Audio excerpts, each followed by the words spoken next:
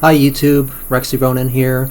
I am basically going ahead and using this. This is probably my first time on YouTube in a while. I was starting to watch this video called Hollywood's Final Form, and basically I've had so many strong reactions to it. I often pause the video and I basically just ended up talking to myself, just expressing my own views that often clash with this guy's views, and yeah. Originally, I was just gonna start recording at the point that I was very far into the video, but I decided it would be better to just reverse it into this, into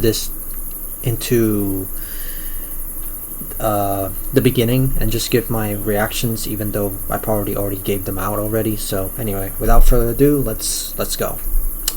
All right.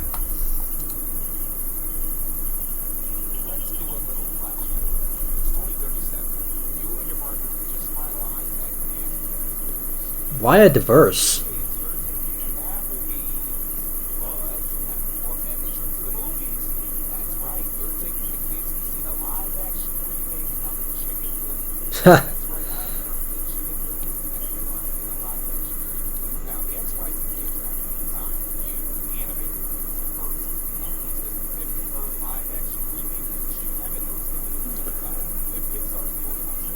Bro, you're...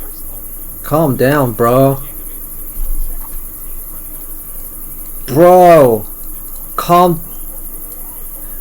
Bro, calm down. No, it's... Oh, god damn it. Fucking copyright. Hopefully that's not enough. Anyway, so yeah, the sky isn't falling, dude. The sky isn't falling. Rightfully so.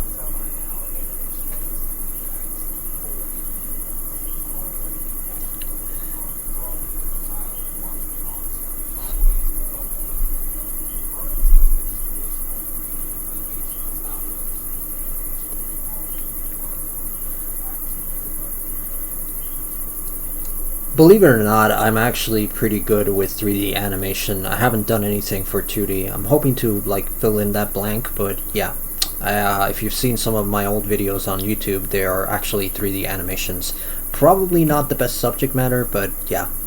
I'll try and make some more, I guess, wholesome animations if I could. But yeah, that's it. Yep.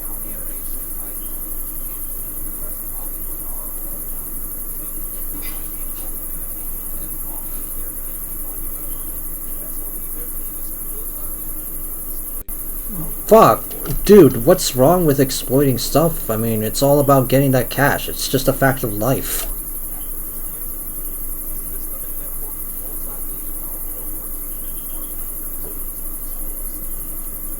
So?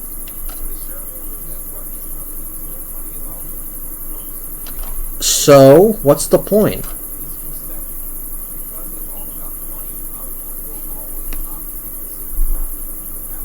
Again, so you're trying to make money. You're obviously going to take the route. Why take risks? Well, I mean, obviously you want to take risks for profit, right? If I really were an executive, I would definitely say the customers want risky products. They want stuff that always goes on the edge and actually ends up challenging the establishment. That's what they would spend money on. And my evidence for that is the Joker movie, the one with Joaquin Phoenix.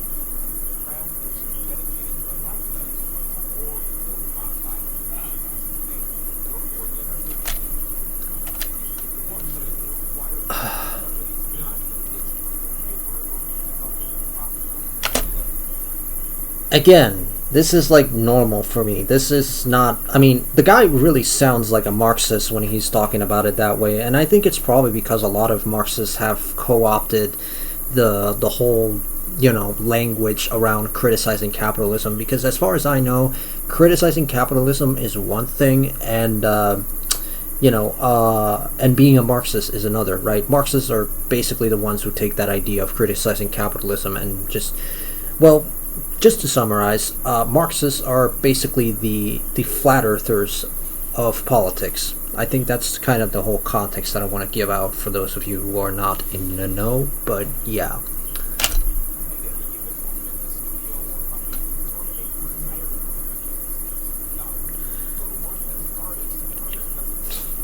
This is one of those things that I actually disagreed with. When he wrote that little thing underneath that says, "Remember, kids, corporate greed kills art." Literally, no, it doesn't. It literally funds art. It's the lifeblood of art, and I don't really believe in this bullshit. I think this is like pure Marxist propaganda right here. This is just not the kind of crap that I support. It's like it just doesn't make any sense to me. It's like without money, art can't be. I mean, like without money, you can't fund art, right? It's not like you can just simply make art with $0, right? Like, who buys your paints? Who buys the canvas? Who buys the technology for that? There needs to be an investment, right? Now, another point that I brought up when I was just talking to myself is that it's a completely different thing when you bring up the other stuff, which is studio interference, right? Where they just go ahead and you're an artist working on your craft and they say, "Oh, make it do this, make it do that, so that it can be more profitable." That is like studio interference, and that is its own problem, right? And I'm not really sure what this guy is referring to as corporate greed, right? To me, corporate greed is more economically sounded, right? It's that one guy in the stock market that just overinvests in one thing and thinks that one thing is going to give a profit, right? And I even brought up the example of the Wii U, right? The Wii U is basically this.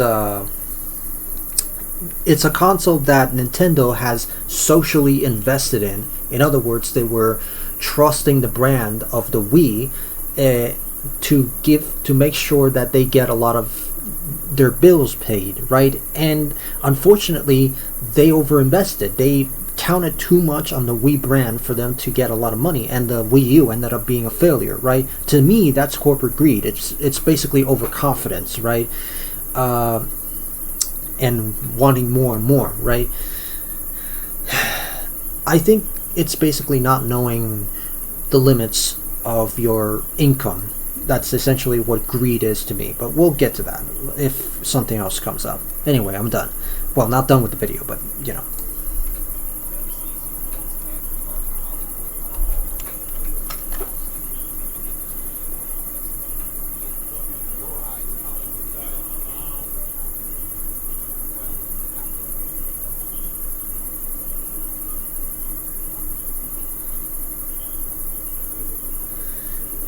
Okay.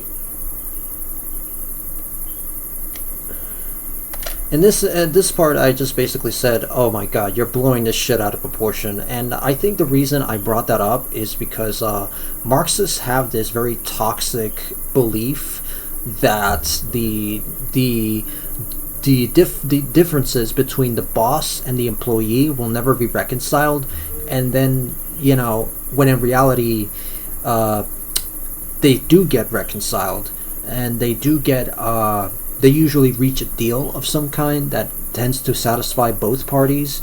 And a lot of these Marxists just think that it's not impossible. And again, the reason I'm bringing up Marxism so much is because I suspect that this guy is a Marxist, so that's why I jumped on this conclusion. But as you'll later see, it's probably not the case. Well, hopefully not. I've only reached it like maybe 10 minutes into the video.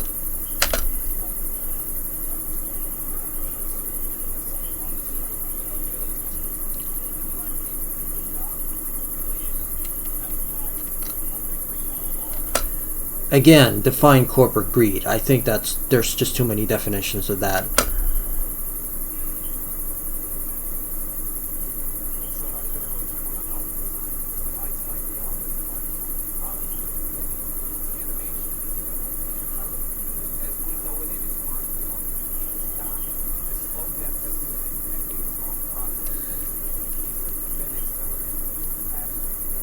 All right. I kind of disagree with him saying that it's dead, but he didn't mean it literally. He'll get to that in a little bit.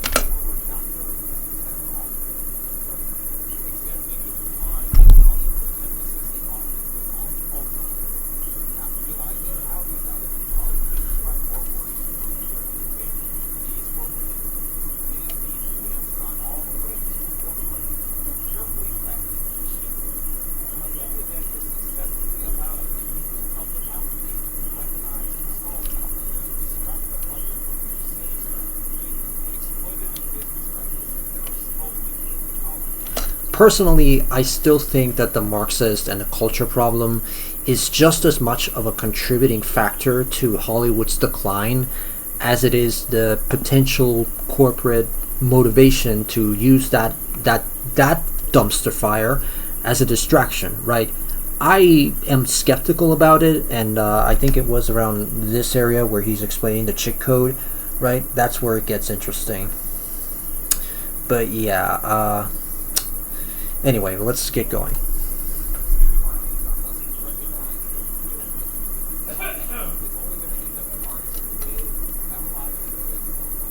No, I disagree with that. I think that the real enemy here are still the Marxists because what they're doing is essentially creating this dynamic where it's like either you're in the club or you're not. Either you support our politics or you don't, which in the end results in unemployment. So they are just as much of a problem as it is for that. And I can't help but think that this is just denial of the real problems here. Wokeism is a real problem. It does result in artists' jobs getting completely delayed because, oh my god, you're too right-wing for this shit. No, that's not.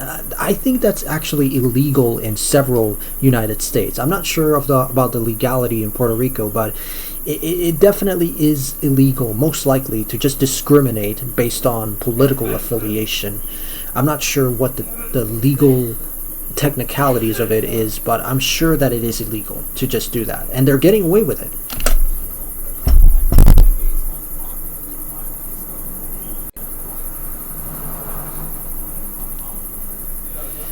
It's the Marxists. It's the ideologues. They're the ones responsible for it. Or at the very least, they're the biggest factor in that.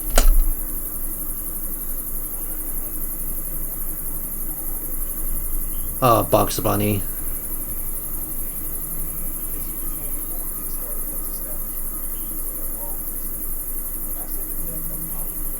There we go. Yeah, I was hoping he would get to that, and he did. Exactly.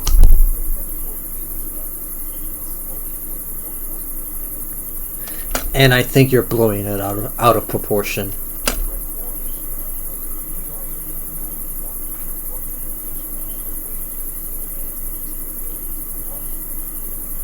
Oh, and corruption I think is a very interesting one because that's exactly what I was referring to when I was talking about the Marxist influence and all that.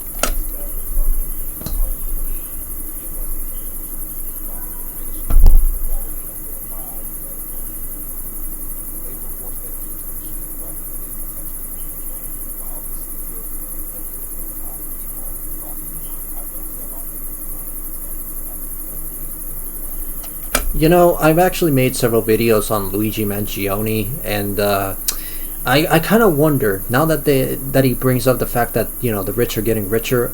I don't think that's ever gonna really happen. I don't think that's really gonna be the case anymore, since most of them are now scared shitless for potentially being killed for that.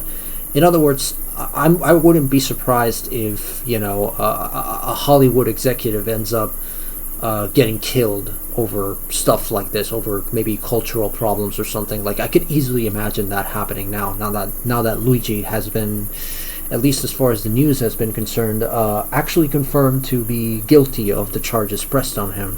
Hopefully with evidence, but it's the courts, so hopefully they should have the evidence there. But yeah, let's get going.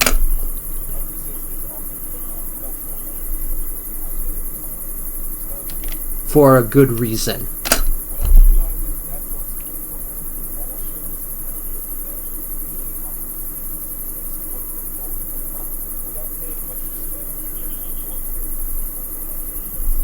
Yeah.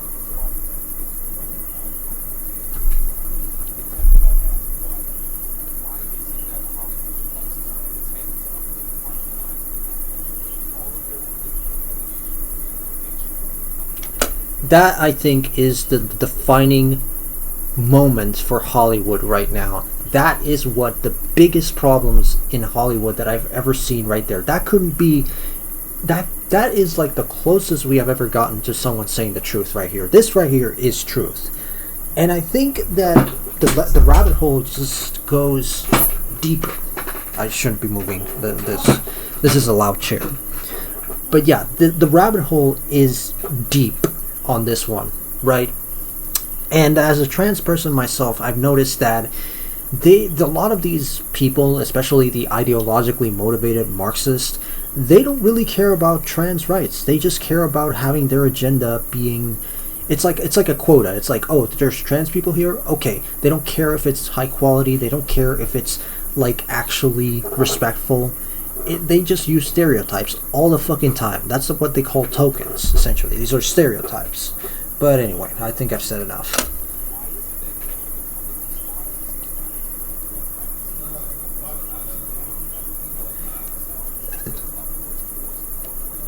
That to me is a sad consequence of the culture war, and I think that is really the reason why this culture war sucks, right?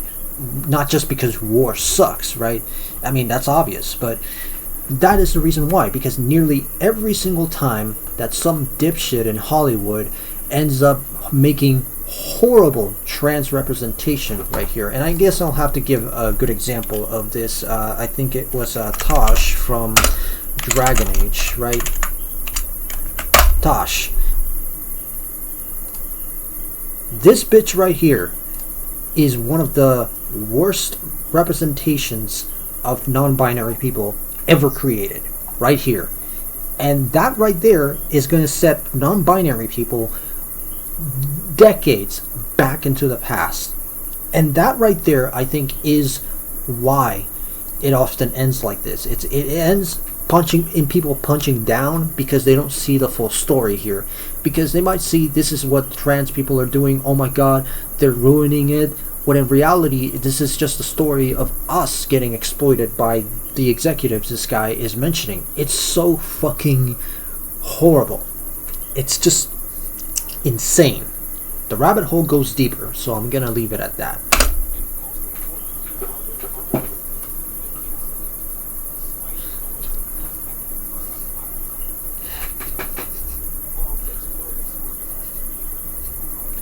I know. I'll try not to. Oh, fuck. Sorry, that was just someone else. Anyway. Yeah, anyway.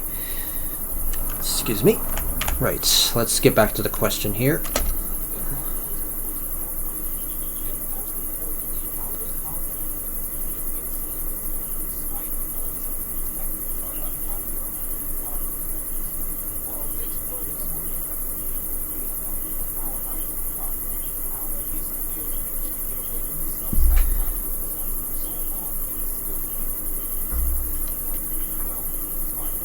That to me has to be the biggest question as a right-winger that I've ever asked about the entertainment industry. Why is it that they always get away with slop, with poor representation of trans people, with all of these things? You know, you'd think that a company that wants to make money would also want to be respectful, at least out of the self-interest of simply making a product that appeals to people, right? But this, I think, is going to be very interesting to see what he has to say. And so far, he's not a Marxist in my eyes. I'm still suspicious of him, but hopefully that is the case here.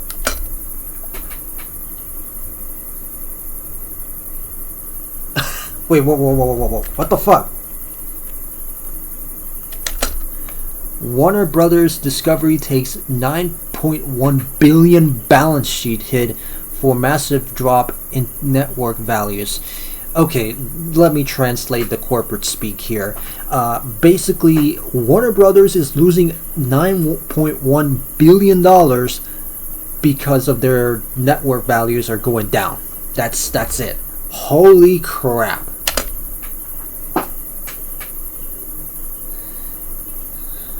God, that unalive frog is just fucking insane. I mean, Looney Tunes was built different.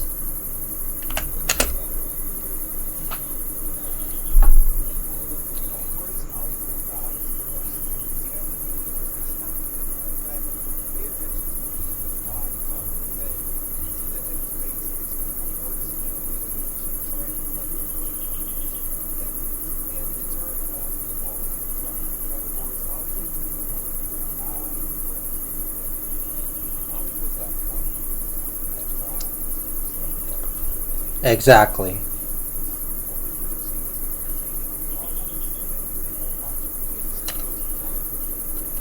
There is another side to this situation that I think explains it. He's probably never going to bring it up, but it's essentially what people refer to as the ESG score, equity something something. I may as well just look it up. Right, so ESG. Right, let's see if that it is. Environmental, social, and governance. Right. So essentially, okay, environmental, social, and governance, an investing principle that prioritizes economical issues, social issues, and corporate governance. Yeah, but the thing that you need to know about this whole thing is that the the what they're doing is essentially saying, oh, is this progressive enough? Then we'll give you some ESG points for that, right? And essentially what's going on here is that they're making these terrible stereotypes, like, Tosh from Dragon Age. They make these horrible stereotypes of, like, trans women right here. May as well use a different image. They use terrible characters like that. They make them, and that is good enough for them to get this ESG score, and that is it, right? That is something that I think has been quite, a huge problem and a contributor to why entertainment has felt so unentertaining, because they're so carried away by this score, right? And you might be wondering, okay, but why would they care about the score? Well, because if their score is high enough, their ESG score, then it's going to basically allow them to get grants. In other words, governments or entities give them extra money, right? So it's an alternative form of profit for them. And that right there, I think, is the reason why I'm so obsessed with these Marxists, right? Because they're the kind of people that they need to appeal, and they're the kind of people that have set the precedent for what the ESG score is, right? So that's pretty much it. And I hope he brings it up, but considering he's left-leaning, he's not going to bring it up.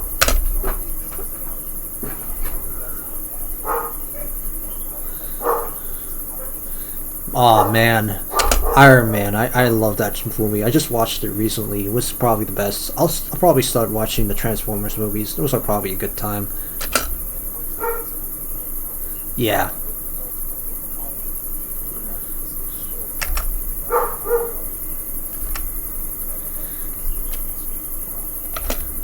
Like, like, what was it? Like Amphibia, like Celeste, like Baldur's Gate 3. I think one of the things that I forget is that there's actual quote-unquote woke content that actually is not only good but also profitable, right? There's also Avatar, because it's anti-colonialism. The only difference, the only thing these products have in common is that they're not annoying as fuck. They're not Reddit rage bait. That's the difference.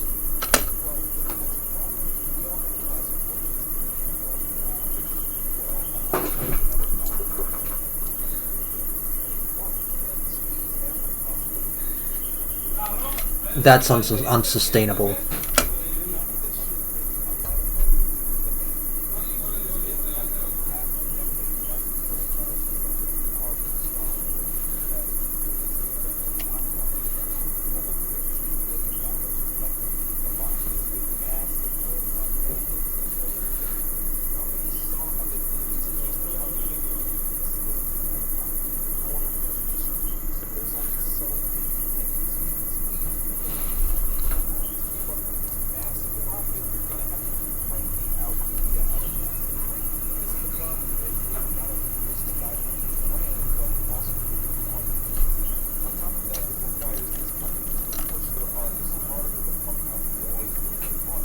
This is also the reason I think it's very important to invest in new franchises, because those old franchises are not going to last forever.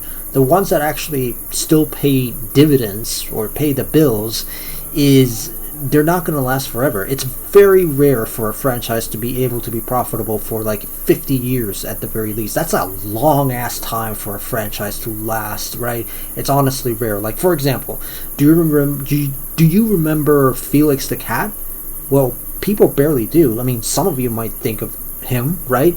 But he's not a very profitable franchise because he's already past his prime, even though technically there's still products of him, but he's kind of on the niche category, which is, to be honest, a huge achievement for a franchise like, Felix, right? And I really think that is kind of, impressive, right? That he's still able to make money for some people despite it kind of being long past his prime. But again, that's lightning in a bottle. You can't do that anymore, and you have to assume that your franchise is going to have depreciation. So you really gotta take that whole thing into account.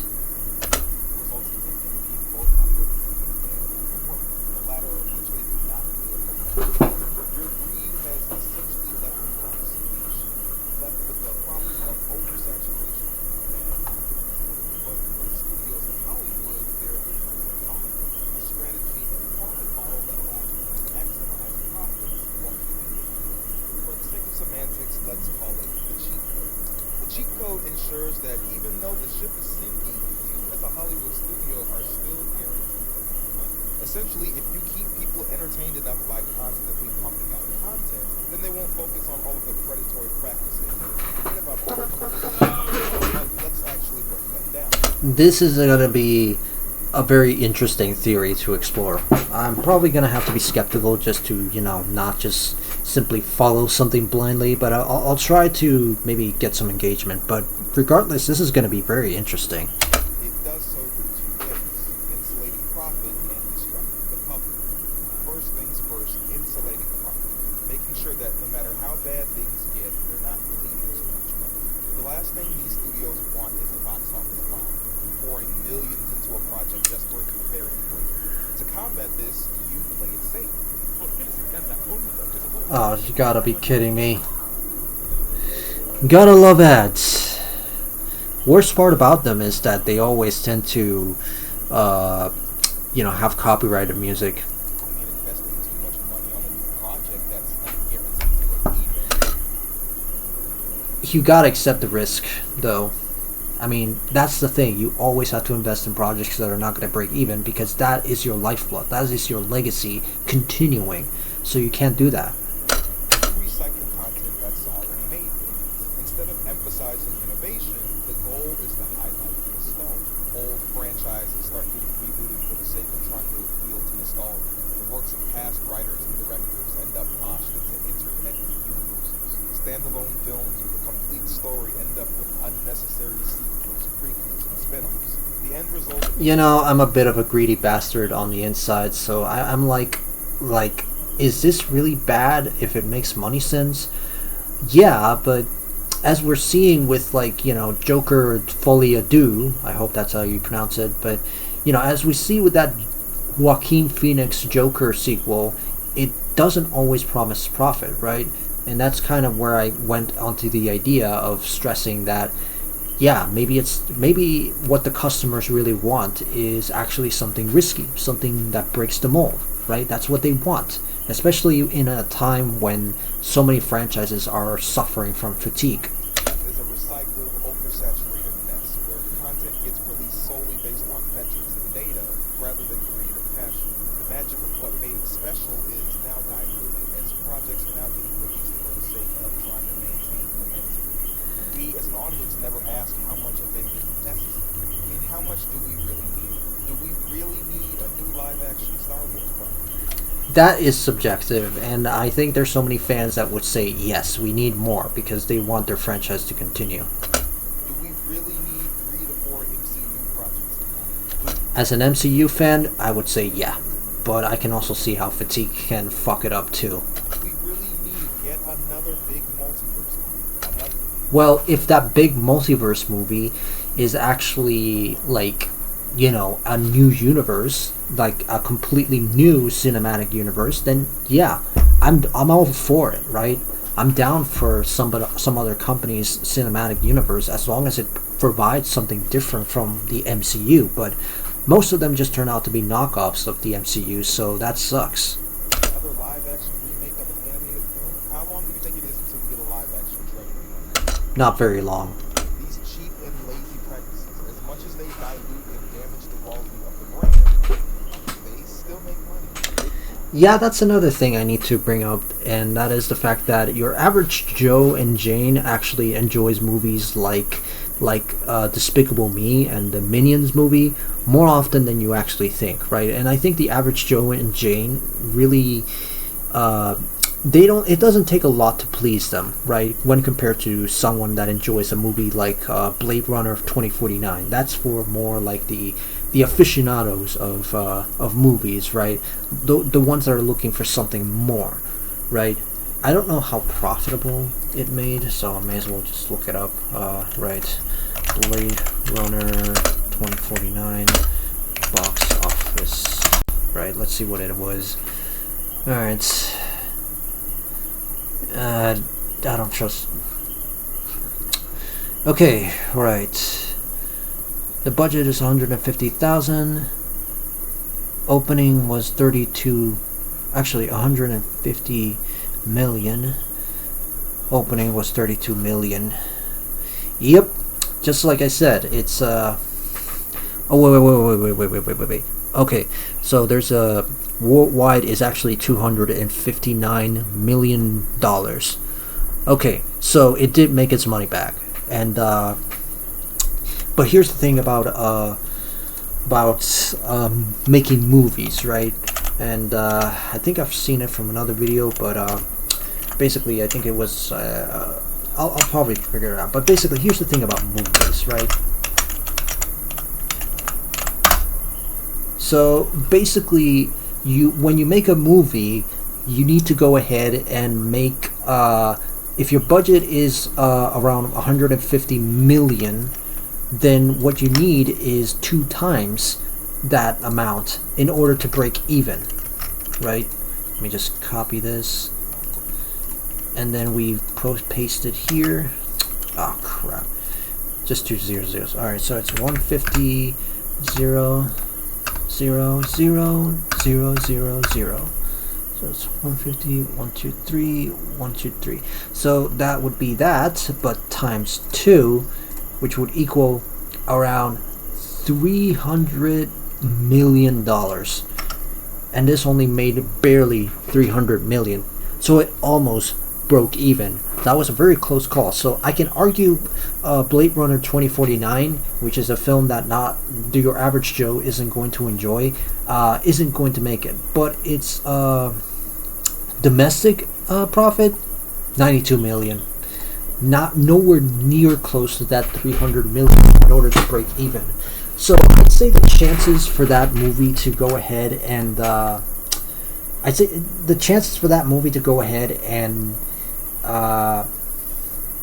break even and make another sequel is actually pretty good, but not very good.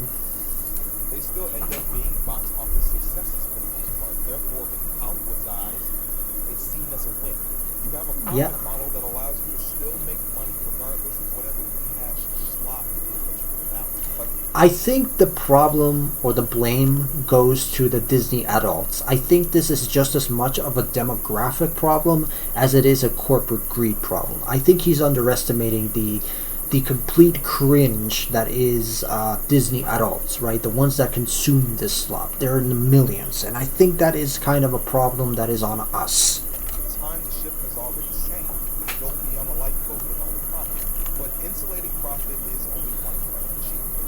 It also serves to distract the public. The audience isn't blind to the aforementioned lazy practices. They can clearly tell when the studio's greed is affecting the quality of art, and they're going to push back.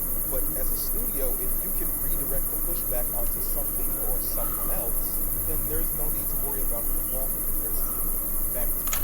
In a large way, studios are able to get away with this is by allowing the blame to be shifted on cultural elements. It's how we start getting identity politics and quote-unquote wokeness blamed for the current state of things. When I originally started writing this, I wanted to avoid really engaging in any anti-woke nonsense because 90% of it is just rage bait. That's partially true. I think that some of us are genuinely tired of this form of wokeness. I mean, we may as well start with wokeness. This is going to get a bit complicated, but essentially it's far left extremist politics that basically are shoved down your own throat without consent, and that is usually what people mean it. And it's usually Marxism too, right? Wokeism is Marxist propaganda. And the fact that you're tone deaf to this really doesn't help with your credibility here, in my opinion. But I also agree with the fact that, yeah, some of us are just rage baiters, but that's not all of the anti-woke content creators. Just watch Blair White, just watch, let me just see, man, I never thought I had to come up with them, but, or at least come up with a few of them. There's plenty of anti-woke ones. I think the best one right now, if you're like very intellectually, you know, inclined, would be this guy, Short Fat Otaku. He does a lot of media analysis videos. The algorithm usually recommended them to me, but I think he does a great job at that. So I think the best way you can do it is write SFO, and let's see, Gamergate. Oh, and that's another rabbit hole that I'm not going to get into, but Gamergate is essentially a consumer rebellion against the woke elite, or I guess you could say the Hollywood elite that often go to bed with these extremist ideologies that just don't belong here. And yeah, but at the same time, it's very sad to see that the whole thing has also kind of devolved into rage bait. That doesn't help with the greater conversation that we're trying to have here. So yeah, great.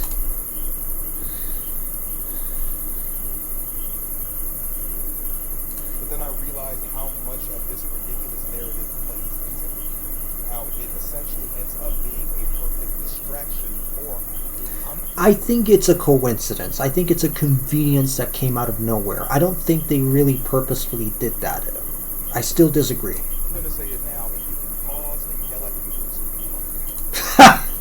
Okay, that's definitely something I've been doing for the past half an hour now.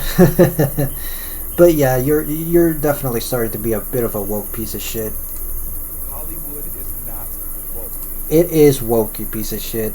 There's nothing about the definition of woke that even remotely applies to Hollywood as an institution. The original and true definition that's been used and accepted for over 70 years before conservatives recently started to change it, has meant to be aware and attentive of the social climate and societal. Oh, fuck you, man. Oh my god. Oh my god. Bro, I'm not interested in this bullshit. You really underestimate what it is. I knew you were woke piece of shit. Blah blah blah blah blah blah blah. Around the late 2010s as far as I'm concerned.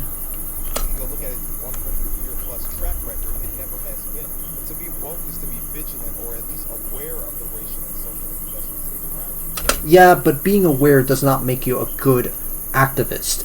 Being aware is only just the bare minimum when it comes to actually helping us trans people. It's woke pieces of shit like you that keep constantly co-opting our language, our everything, also that you can serve it. I mean,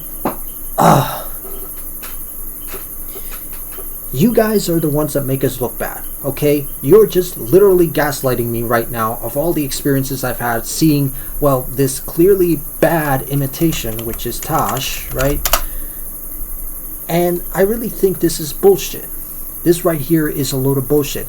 Tosh did not need to happen. And you're just basically saying, oh, Hollywood's not that woke. No, yes it is. It's right there. Hollywood is not and never will be vigilant of those things because Hollywood is a part of that same system that perpetuates. Ah, fuck you. Hollywood is a machine. $808 billion machine that is composed of more than just studios. It is a machine that I love, and I think that's it. I don't know if I really want to listen to this guy's Marxist diatribe. Yeah, he just probably goes on. Oh my god. Yeah, I knew this was gonna be a piece of shit video. Look, I want to keep the length at a respectable rate. I know it probably seems a bit dishonorable to do that, but I don't know. I mean, he's probably gonna talk about things that rejected. Well, let me see if I can get a little bit longer. Distributors, telecommunications giants, media and entertainment firms, financial institutions, all pouring their resources into one pot with the hopes of generating more profit in return. Again, there's nothing wrong with that. There's nothing wrong with making money. It's how they go about it that's wrong. Proven time and time again that they are more than willing to accept and turn a blind eye to social inequities so long as it doesn't interfere with their profits. That's a load of bullshit. Hell, Disney didn't have a problem with Florida Governor Ron DeSantis' Don't Say Gay bill until it risked costing their communities money. After the matter was resolved, Disney went right back to making donations to Republican causes. From their donations, political leanings, all the way to the executives that run it. Okay. So the if smart thing to do would be to have sources here, like actual sources to the articles that he's screenshotting right here, but he doesn't, and that's awfully convenient for him. That is a load of bullshit. I really think that that is just something that it does not really do well for your credibility. So yeah, your words are pretty meaningless. This could all just be a conspiracy theory. Whatever. Blah blah blah blah blah. Yeah. I don't know if I really can watch this anymore. This is basically Marxist propaganda as far as I'm concerned. You can fuck off, honestly. But yeah. I think I can kind of just boil this whole video down. I thought he was going to be a bit more centrist or maybe even center-right, but no, he definitely went full on Marxist when he said Hollywood was never woke and all that. He's literally eating up the propaganda that the Democrats fed him, and I think that that's really enough, right? And yeah, no, I have my right to free speech, and I think we should always have the right to say our right-wing opinions, and you guys have constantly suppressed this whole crap for so long, and now you're surprised that there's a rise in transphobia because you created the transphobia by constantly deleting any dissidents there. And honestly, that's not fair. It's not. I mean, I was hoping we could have an interesting conversation, but you just turned it into a Marxist diatribe. It's really bullshit. Anyway, don't watch this video. Just you know, watch this video right here, the one that is about Gamergate. This will probably give you a much better idea as to what is going on in the gaming industry. And so yeah, and also Shortfat Otaku really does some great videos. He's a centrist, and I think he's a lot better at making these things. Not really sponsored, I'm just saying that he's pretty good. But yeah, also Blair White. This is another trans person that I support. Does a lot of great videos, very funny videos too. I think that is another one. And yeah, you can judge me all you want, but that's basically the kind of people that would deserve respect, right? Because I'm tired of us just being labeled Nazis just for having different opinions, right? It's not like we want to kill trans people anyway. That never was the case. Unfortunately, the leftists that constantly divide, and they always just, I don't know. Anyway, I think that'll be the end for this video right here. I think that'll be it. Also, if you're wondering why I'm not using a girly voice, it takes a lot of training to actually get to a girly voice, and it also kind of tires out my neck, so it takes a while to get used to it. Also, I wanted to have a more natural response to nearly everything, so hopefully that was the case. But still, it's not the kind of voice that I want to use. I'm doing my best, but it's probably not perfect.